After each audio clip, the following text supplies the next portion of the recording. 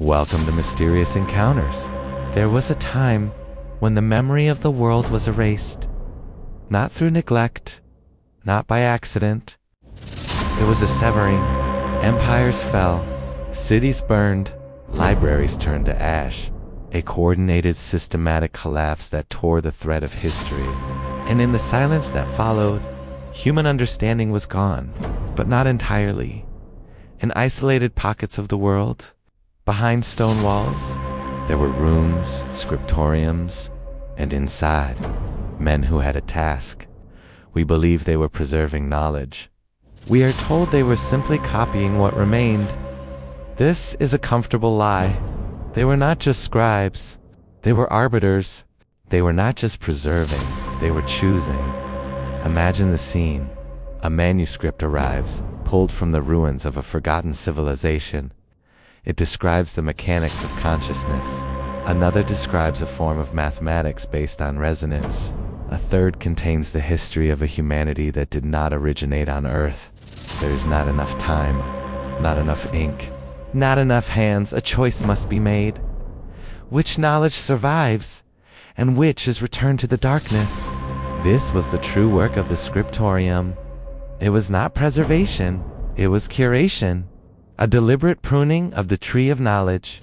They were not copying randomly. They were searching for a pattern, a code, a single underlying system they believed was the source code of reality itself, a sacred geometry, a divine language, and they chose to preserve only the text that contained fragments of this code. Everything else was deemed a distraction, a corruption, a danger, or perhaps a competing system. Think about the implications. The world we inherited, the reality we perceive, was built from their choices. The science we trust, the philosophies we study, the religions we follow, the very limits of what we believe is possible, all of it passed through the filter. We are living in the library they decided to build for us. Was it an act of protection? A belief that humanity was not ready for certain truths? That some knowledge was so powerful it would tear the world apart? Or was it the ultimate act of control, ensuring that the future would only be built from a specific set of blueprints? Their blueprints.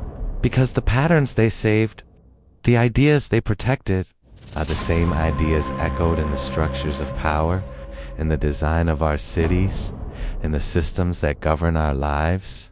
It is the operating system of our world, and they were its architects.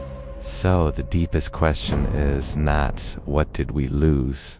It is, what reality were we placed within? The Scriptorium was a gateway.